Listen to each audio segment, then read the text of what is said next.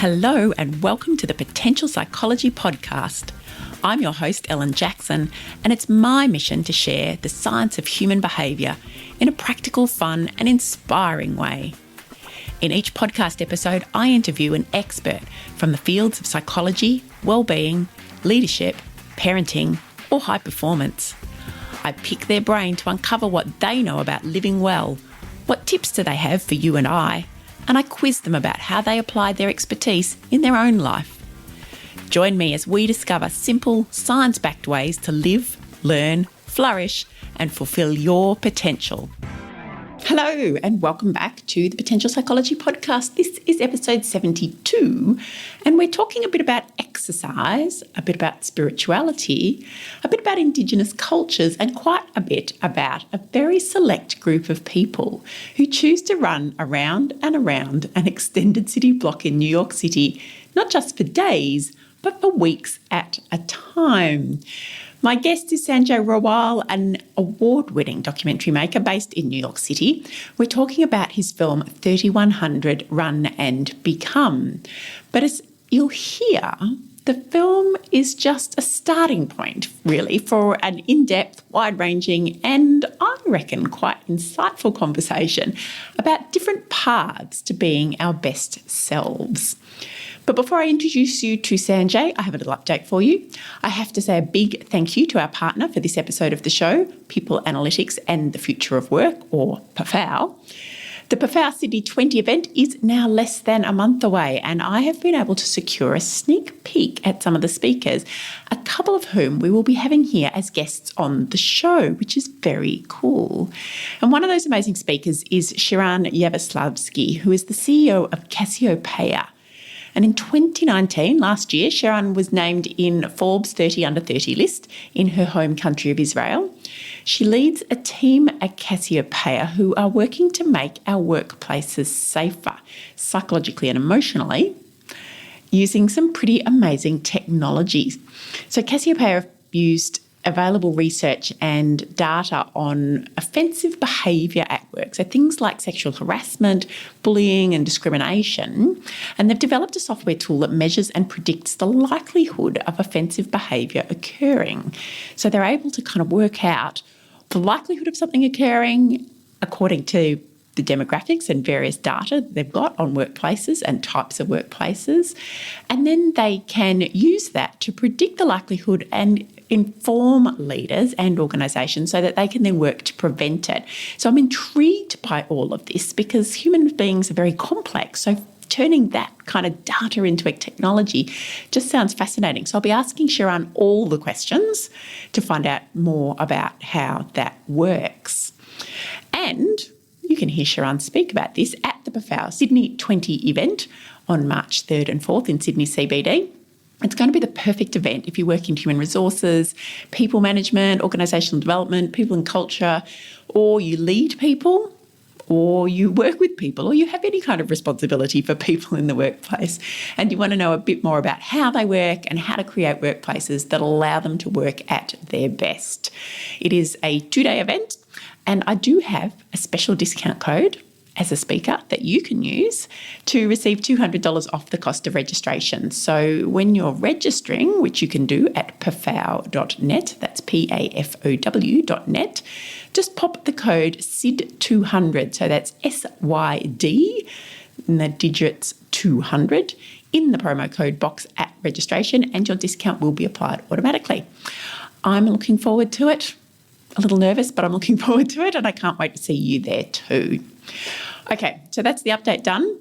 I think it's time to talk to our guest for today, Sanjay Rawal, about finding joy through exertion. With me today, and coming to us not from New York City where he hails, but in fact from Kota Kinabalu in Malaysia where he's visiting at the moment, is Sanjay Rawal.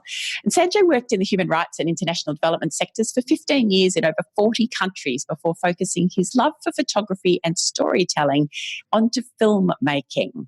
His first feature, the award-winning Food Chains was released in 2014 and explored agricultural labour in the United States.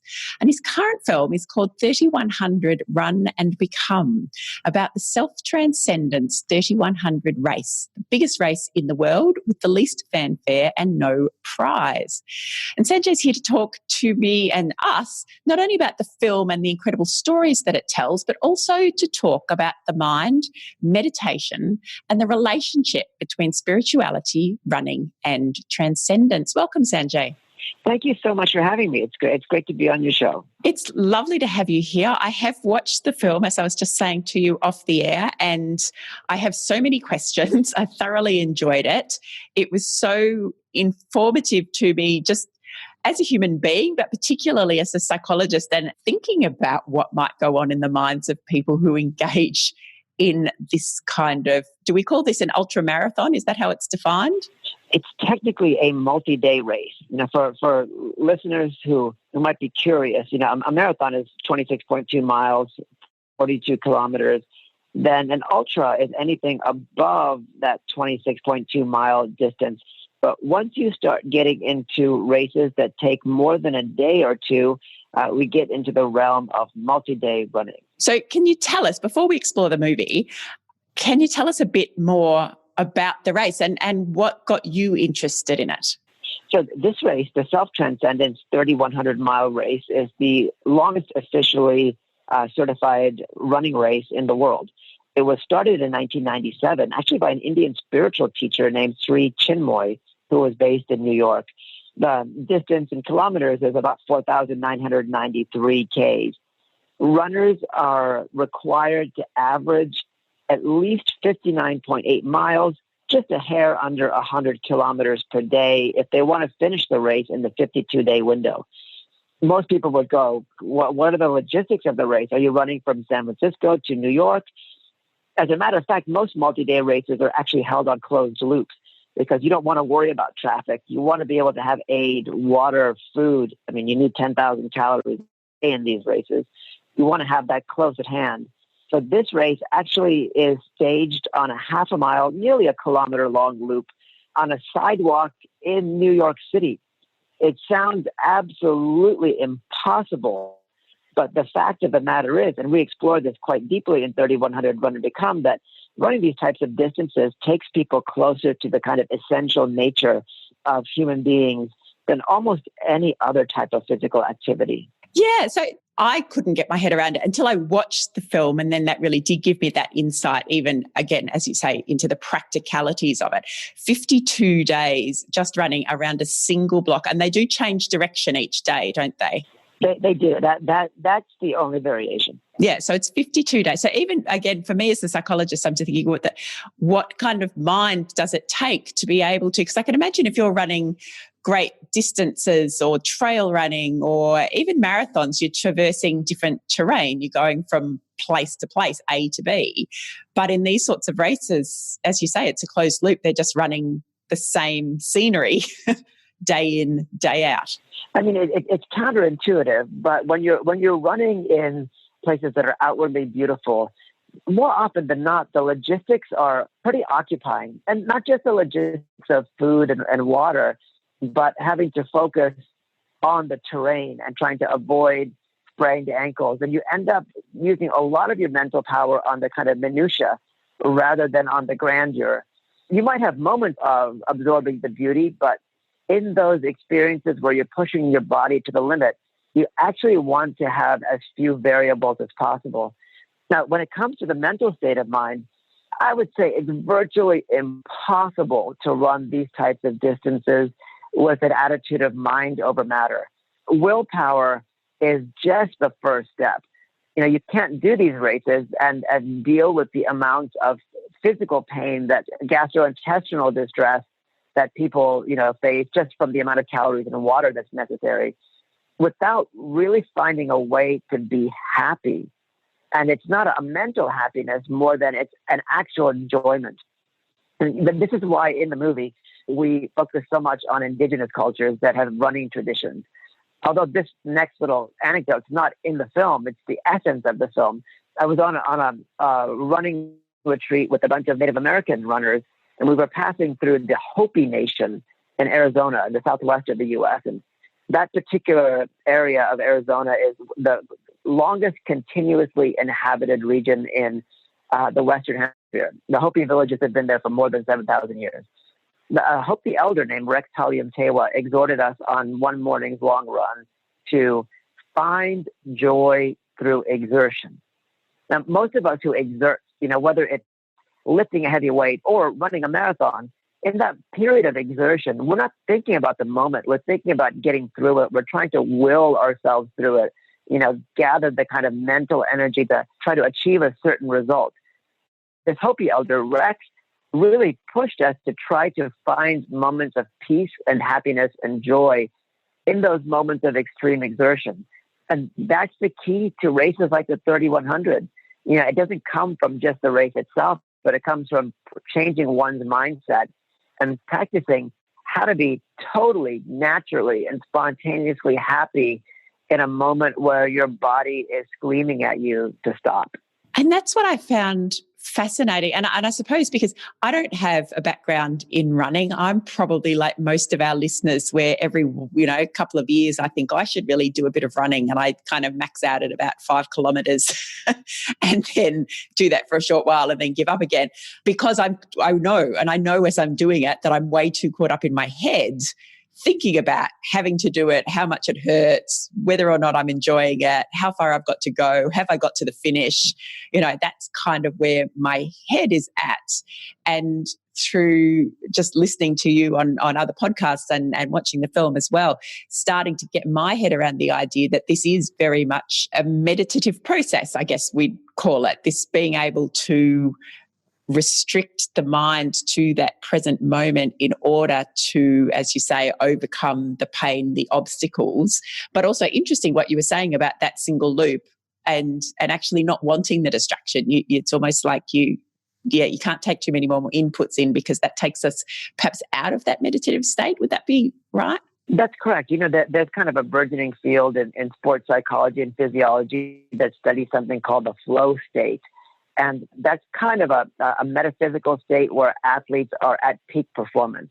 And people study in hindsight, like the attitude, the feelings, the emotions athletes have when they just crush their expectations the previous time and enjoy the process. And that's the flow state. It's not an absence of pain or exertion, but it's the state where you actually get joy and happiness where your body or mind is being pushed to the limit. And in this race, the appeal of running the 3100 is to be able to enter into that flow state and stay in that state for 45, 50, 51, 52 days. It's an absolutely unique idea. But this is a question for you. I think for non-runners and non-multi-day runners, and most of us aren't multi-day runners, the key to these types of races is to have a mindset that allows you to enjoy and revel in uncertainty. And you can see how that might be a tremendous skill to have in day-to-day life, even if life isn't chaotic. But when you get to something that the mind considers to be a problem, do you have the experience to totally diminish the problem, diminish the effect that it has on your psychology? Obviously, you need to deal with it in a responsible, mindful way. But most of us are buffeted by fear, doubt, by insecurity. And the mindset for these types of races requires someone to not only challenge those feelings and emotions, but completely disregard them. Yeah, yes. As I said, I was sort of starting to get my head around this as a concept, but that idea that, and I mean, as a psychologist, me and my colleagues, we exhort people to take this approach in their everyday life of, there's only so much in life that we can control. In fact, there's not really very much in life that we can control at all. And our need to control and our insistence on trying to control, whether it's other people or what happens at work or the variables in our lives can lead to a lot of anxiety, a lot of stress and a whole lot of other dysfunction and behavioral things that don't really work in our favor. So what I'm hearing you say is that when you can get your mind, say, using this multi-day running as an example, when you can get your mind to the place where you say you can't control any of the variables, you can't control obviously you can to an extent, but because this is 52 days, and some of the protagonists in your film, they got sick. You catch viruses, you get blisters, there's hail, there's thunderstorms, there's heat. It sounds like you're saying that, just part of this is getting your head around the idea that you just can't control that. But if you can enjoy being in the moment, some of that stuff slips away. Exactly. The mantra for this race is to just keep moving forward. People have to be on the course about 18 hours a day. The course opens at 6 a.m. People have to go to their apartments at midnight. But you can't run hard the whole day. And you can't lollygag the whole day. So it's kind of a combination of the two. And if you focus on your pace, on your mile or kilometer times incessantly, you're going to drive yourself mad. Yeah. You have to get to a state where you're just happy moving forward. And you really have to try to begin to enjoy the kind of moments and go moment to moment to moment, but make sure that at every step, regardless of what comes at you, you just put one foot in front of the other. And I think that there's a life lesson in that. We always want to reach a result in a certain time with a certain expectation. But the idea to transcend yourself is to completely abandon the idea of the result or your attachment to the result. In India, in Hinduism, there's a famous maxim: you have the right to act, but not to the fruits thereof.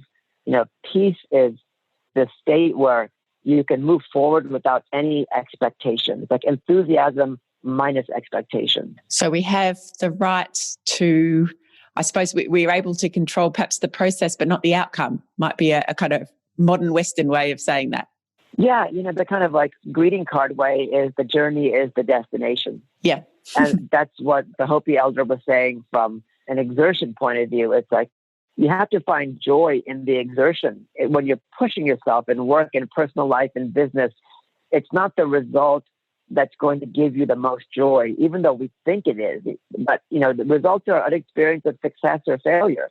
But if you really want to transcend all of your concepts of what you're able to do, who you are, what your capacity is, you have to be able to really focus on the moment where you're at and revel in that moment and just be as happy and as peaceful as you can be. And that really requires shedding all ideas of what the result might be. It's like you just push. That's all you can do. You just work with a goal in mind, but, understanding that you might not get there or you might get something even more satisfying. Yeah, absolutely. And certainly, the individuals who undertake the race, who you follow through the film, they allude to that idea that there's almost like, I don't know what I'm going to get out of it, but I know I'm going to be a better person at the end. That's the interesting thing. We spent time, as you know, in the movie with the Kalahari Bushmen. They're considered to be the oldest extant population or civilization on Earth. They've lived in the Kalahari Desert in Botswana for more than 125,000 years. And spending time with them really opened the idea to me of the prime role that running played in humanity's evolution. The idea that one of the primal activities that men and women did to connect with nature, to connect with, in their words, like the Holy Spirit, were dance and running. Our Navajo character, for example, in the movie says, when you run your feet, you're praying to Mother Earth, you're breathing in Father Sky. There's a few activities like that remind us that the physical body can be, and maybe perhaps is essential to spiritual growth. Most of the time, at least in Eastern spirituality and modern Judeo-Christian spirituality, the idea of pilgrimage and moving places by feet, exerting your physical body is not part of practice. Whereas in the past, there was an intimate connection between mental health, spiritual health, and physical health. The body had to have goals too, and those goals would support your mental or your psychological or your spiritual goals. Yeah, and it's really interesting because I think, as you say, so for part of our Western culture, that wasn't a done thing. In fact, I grew up in the 70s and 80s and running wasn't even a thing really until the 80s. People didn't go for a run, as I remember it anyway, or if they did, it was a very small section of the population in the 1970s. And it's become a big part of our culture in one sense, and the sense, and I'm not sure I'm going to articulate this quite right, but the sense that I get is that it's almost that end goal pursuit. I'm going to run a marathon this year. I'm going to, rather than what you're alluding to that was part of traditional cultures of the joy of the doing it itself, what it brings in terms of happiness, what it brings in terms of well-being. And in the science now, in the field of psychology, so Kelly McGonigal, who's a health psychologist, has just released a book called, I'm pretty sure the title's The Joy of Movement. I'll have to double check that. I'll put it in the show notes anyway. And we're starting to, come back to the science and say, well, what does the role that even just movement, whether it's, and we're not necessarily talking, multi-day running type exertion here, but just the joy of movement, what does it bring to us, not just physically, but psychologically? I mean, the interesting thing is when we look at running in the 20th and 21st century, we understand that if you've got the intention of improving your health, running will do that for you. If you've got the intention of looking better, if that's the intention, running will do that for a person too. But what traditional running cultures inform is that running can actually be a pathway to spiritual transformation. And every single culture on earth, whether they were European or Asian or Australian, Aboriginal or Native American or Western hemispherical cultures, at one point, whether it was 500 years ago, like in the Western hemisphere, just before the advent of horses, or 10,000 years ago, before the domestication of horses and other animals in Eurasia, human beings ran. We moved on our feet either to hunt or to travel or to pass messages. And it wasn't just an activity of locomotion, but it was an activity that was expected of young men and women to learn about themselves and to gain a sense of identity. Even in India, which is one of the most kind of sedentary, non-athletic cultures in the world, most coming-of-age ceremonies require the young men or young women to actually go on a run. And that was a traditional rite of passage and a tool that people used self-actualization. People are seeing more and more now the positive benefits of running on psychology, but I don't think our culture has yet connected or reconnected the idea that running, movement are critical components to maintaining a very positive mental state. Yeah, so it's not just a nice to have in a way. You're saying that, as human beings going right back to our ancestry, it's almost a something we must have, that kind of movement as a source of self-awareness. I love what you said about learning about yourself, because it is, even from like the small amount of running that I have done, you do have to, even just the opportunity maybe to think or to reflect, or just that being immersed in nature are all opportunities to learn and grow as people, aren't they? I'm totally with you. And the Kalahari Bushmen, basically said that from time immemorial, from the earliest beginnings of human civilization, running was a way to grow spiritually. And the Native American sections of the U.S., I've got some friends who work on suicide prevention and advocacy. And when they get calls from people, at least if those calls are on a cell phone, they tell the people like, hey, go for a walk, go for a run. Don't do what you want to do. And, on a more practical level, anytime you get to a state where you're worried about making a really big decision, where there's a really big challenge ahead of you, don't sit home and let that thought eat you up. Go out for a run, even if you've never run. Go out for a walk, even if you barely walk. There's something physiological that happens within that activity that obviously has a biochemical component to help us combat negative emotion and negative feeling. Yeah. Listeners to the show would know that I am an advocate of what I call the well-being walk, because I'm not necessarily a runner, but I am a yoga practitioner and I'm a walker. So, and even I work with or groups in workplaces just talking about well-being and how we improve our function and performance in workplaces. And one of the things that I prescribe, so to speak, is just when you get to those lulls in your physical energy, your psychological energy, your emotional energy, go outside and walk around the block and just see the magic that happens, both in terms of how you think and how you feel, but also your creativity and productivity when you return. I'm 1,000% a fan of yours in that philosophy. It seems antithetical, but traditional cultures will inform us otherwise, that if we want to practice anything contemplative, yes, prayer and meditation in silence is essential. Self-reflection is essential, but there is a way to bring that contemplative energy into physical movement, whether it's a contemplative walk, a well-being walk, whether it's changing the intention of going for runs.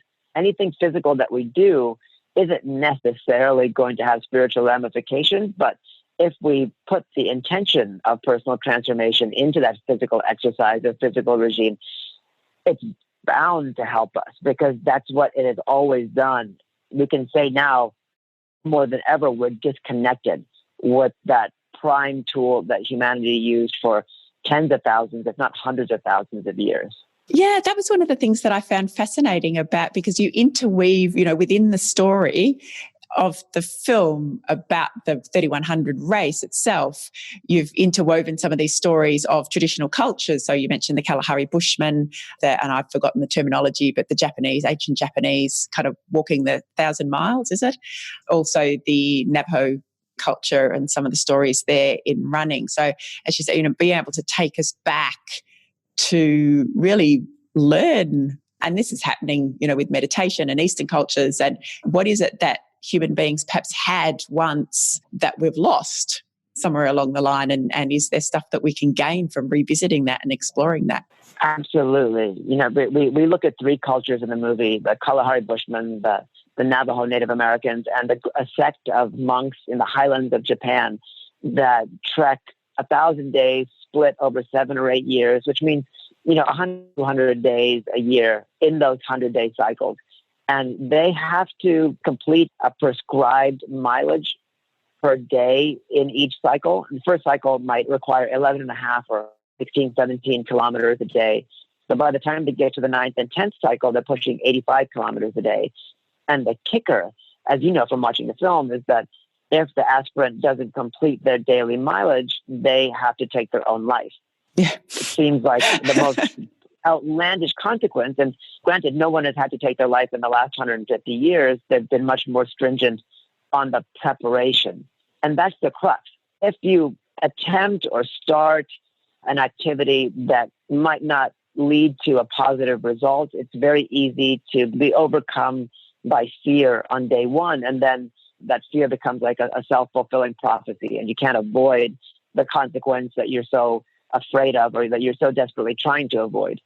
But if your practice and your preparation are the exact opposite of that, in the case of these monks, they practice moving in bliss.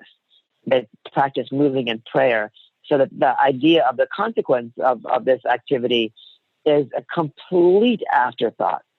That said, people might ask why the consequence is severe.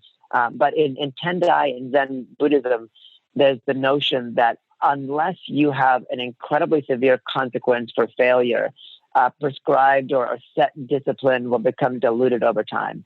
Like, Ellen, we love you. Like, if you were doing this 1,000-day walk and at day 713, we realized as the overseers that you weren't going to make it, we might say, well, let's not make this a 1,000-day walk anymore. Let's call it a 712-day walk. And say, Ellen, don't worry about the 713th day. You're done. Yep. And just like that, the event has been diminished. But because of this consequence, it's kind of been an unbroken, unvarnished, unadulterated practice in this most sacred area of Japan for almost 1,500 years now. And so there's a need to maintain that, a kind of an inner need perhaps to maintain that, to continue that. And there's some serious accountability in there. Exactly. And obviously it's not something that anybody would toss out there. And of course, in this case, it's entirely voluntary, but this is the absolute edge, like the knife edge of the pursuit of perfection through physical activity. Yeah. You sort of alluded to something there, and I thought about it earlier as well. There's a kind of a juxtaposition here, talking about, being focused on the moment, being focused on the process, forget about the outcome, enjoy it, even as you say, that kind of the hallmark version of the journey being the important part, et cetera, et cetera. And what's actually required to prepare for these sorts of things. There's I know in the conversation, or some of the conversation in the film, somebody talks about the kind of the military element of it, the preparation, the timing, sleep at this point, eat here, in order to maintain. So it's almost like we need to find some kind of balance between all of that preparation and a bit of precision around some of those variables so that we can be free in the moment. Would that be right? Yeah, the preparation for the 3,100-mile race is counterintuitive. The body will get adapted to the distance, in the first 10 days to 2 weeks. So it's not like people have to go and practice doing 50 or 60 miles a day. In fact, that would be a hindrance to their progress. They need to come into the race very fresh, but they also need to know what it feels like to move when you're exhausted. And so typically they'll just do, an hour of slow jogging or walking 5 days a week. But then on a Saturday, they might go out and do 7 hours. And then Sunday, when they're exhausted from that 7 hours, they might do 10 hours. And that's the kind of physiological process to get the mitochondria, working at a high clip to burn energy efficiently.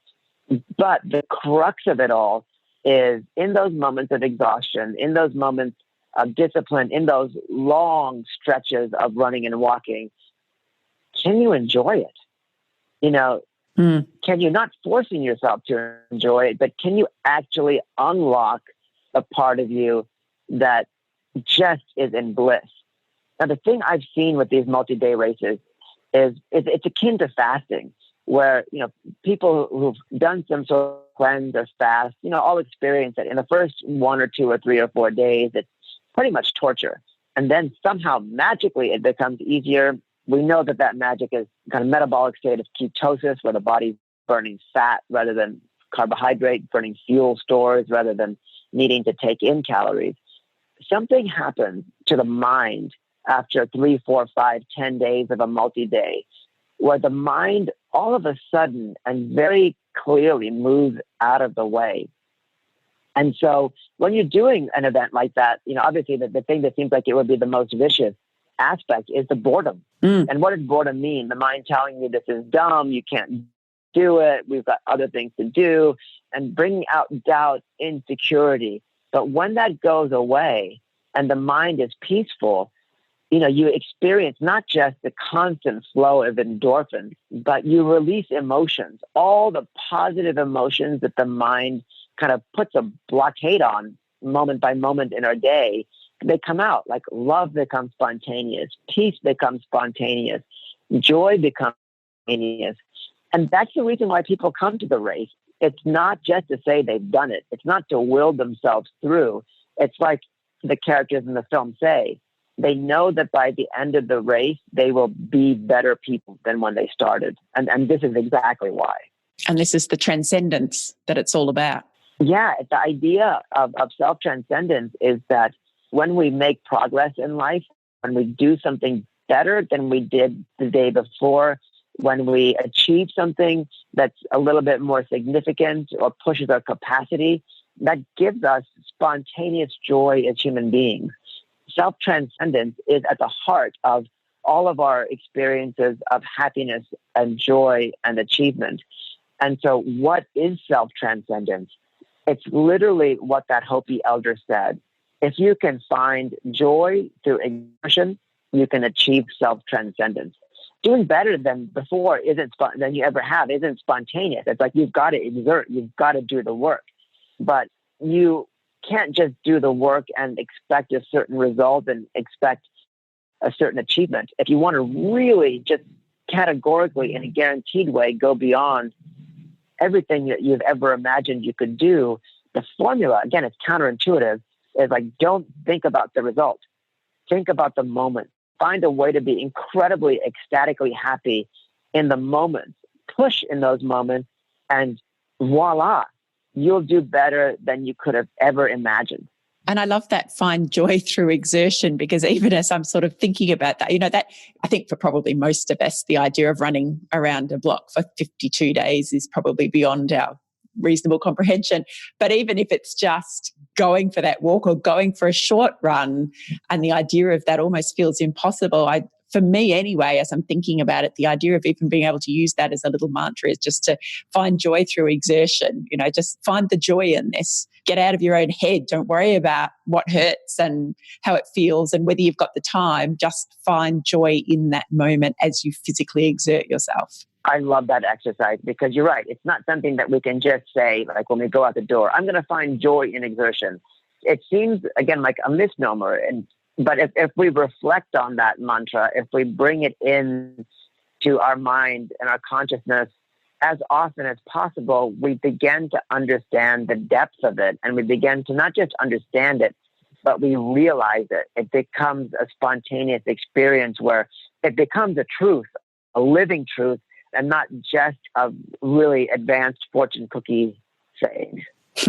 Yeah, we come to believe it. If we can actually practice it, remind ourselves of it, immerse ourselves in it, then hopefully we come to believe it in our kind of core being. And from my experience and from just seeing how this applies to a couple of traditional cultures I've witnessed, there's truth in it. And it's like there is power in there, and you can unlock that truth and make that truth a part of your daily being by really putting some effort into understanding how that phrase applies to your life and seeing if in fact it does apply to your life, and then experiencing the results. Yeah, because it doesn't need to be, obviously we're talking about physical exertion, but I think probably exertion in anything as we seek to achieve something. I know in positive psychology, the field that I work in, we know that striving, it's the actual striving towards a goal rather than the end result that contributes to well-being when we explore the research around that. So yeah, whether it's exertion, perhaps in something outside of a physical realm, psychological exertion, mental exertion, what do we get from that? How does it actually begin to refuel us and build us up to become a better version of ourselves?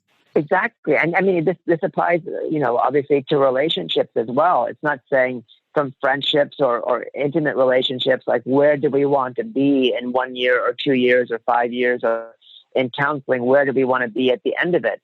But can we really be happy that we're doing this together, that we're trying to become a better partnership together, and that in 2 seconds of effort, we're going to be better than we were 2 seconds ago?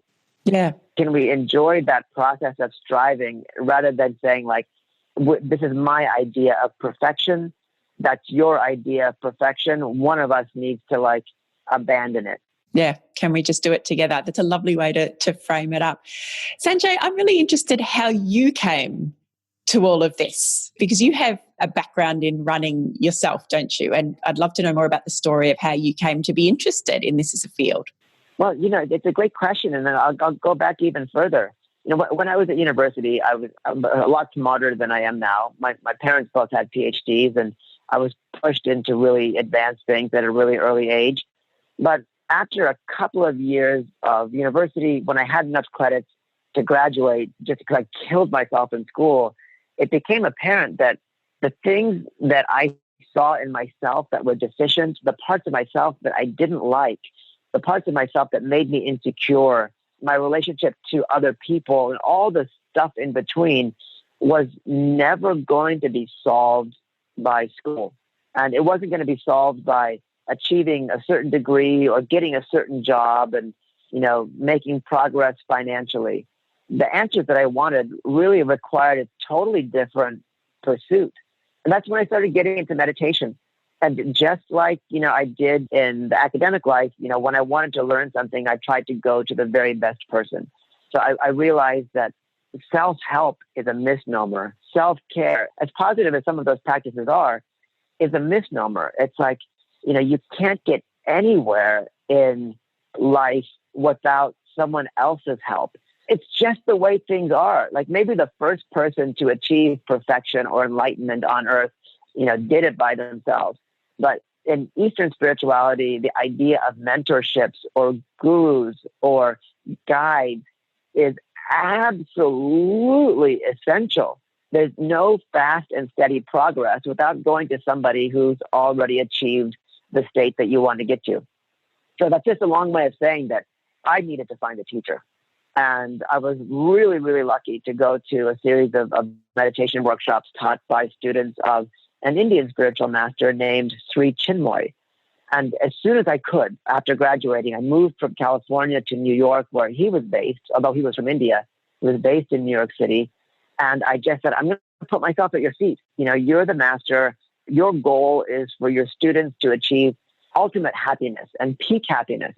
I'm going to abandon all of my preconceptions of what that means. Like, it doesn't necessarily mean a supermodel wife, driving a Ferrari, living in a mansion, or even something simple like having X number of kids and working 9 to 5. Like, I'm going to throw all my conceptions out the window and just focus on that result, on just being happy right here, right now, and seeing what that shapes me into. And he absolutely changed my life. So obviously, in your profession, it does no good for somebody to come to you once. It does no good for somebody to say, like, Ellen, tell me the 3 books I need to read or the YouTube videos I need to watch. It's like, if they want to change through the path that you have to offer, it needs to be something that they commit to, not just for a day or a session, but maybe for years, maybe for a decade. The goal isn't something static. And that's kind of the backstory of how I really developed a viewpoint on life. And the long and short of it is I ended up working in human rights and, international development, things where I felt that I can be of service. I realized in terms of my own psychology and my own very specific tendencies that my happy place was in a place where I was less focused on my own ego and less focused on my own sense of personal achievement. That seeing other people, and again, this isn't like me being Mother Teresa. I'm sure everybody is different. But in my case, it's like if I got wrapped up into my own achievements, I would actually be unhappy. But if I'd forced myself to focus on getting other people to their achievements, I would actually be happy. And that morphed into telling people stories, documentaries, etc. That's fascinating in itself, just as you were saying that, kind of being of service to others, because I know, we're really starting to look as a profession, psychologists, into, what gives people a sense of meaning and purpose. We know that's an important contributor to well-being. And for me, it's interesting, fascinating, emerging research. But for me, the best kind of explanation, or the thing that's had most meaning for me around that sense of meaning, is being of service to something greater than yourself. Yeah. So we know that people who are able to do that, find happiness. And that's why, again, without meaning to offend anybody, that's why, like, the idea of self-care, to me, it's like the ABC. It's like the first step. Yeah. In Eastern spirituality, there's a very apt analogy that says that, we all exist as individual drops of water, just as a symbol. Like, we're all individual drops of water. But when that drop drops into the ocean of consciousness, it doesn't lose its identity, but rather that individual drop then has the right to identify as the actual ocean. And that happiness doesn't come from kind of a myopic, insular view of identity. Like, I am this is what defines me. Identity actually is the process of realizing that our identity, our sense of self, can be merged with the entire universe. And that when we're in that state of self with a capital S, we're in kind of our peak level of happiness, peak level of consciousness.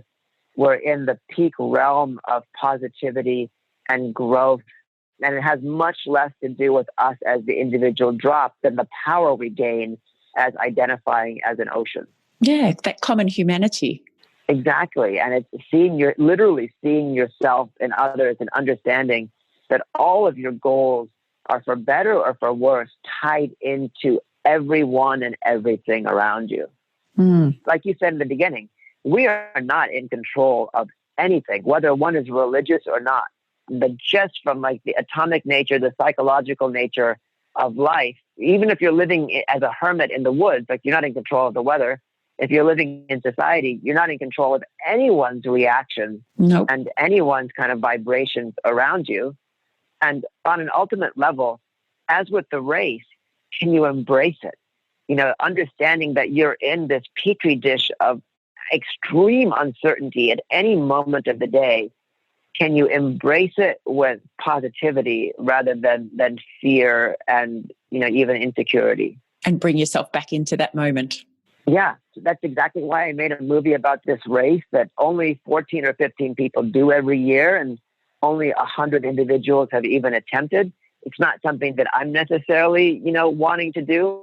Rather, it's an allegory. The things that people experience in that race lead to beautiful conversations like the one that we're having, of personal transformation through expansion of self, through attacking and enjoying obstacles, and to finding a way to really not just be in the moment, but like revel and enjoy and kind of ecstatically experience moments of exertion, of effort, of progress. And Sanjay, it has been a beautiful conversation. I've thoroughly enjoyed it, and I have so many more questions that I could ask you, but I'm conscious of your time.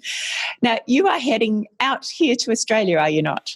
Yeah, the movie's going to be released in theaters from Sydney, Melbourne, Canberra, Perth, and a few other places on March 17th. And I'll be at all those screenings. And then the film is going to be online, I believe, around April 2nd. Wonderful. And I believe you're here also, the release is coinciding with the Sri Chinmoy Canberra 48-hour race. Is that right?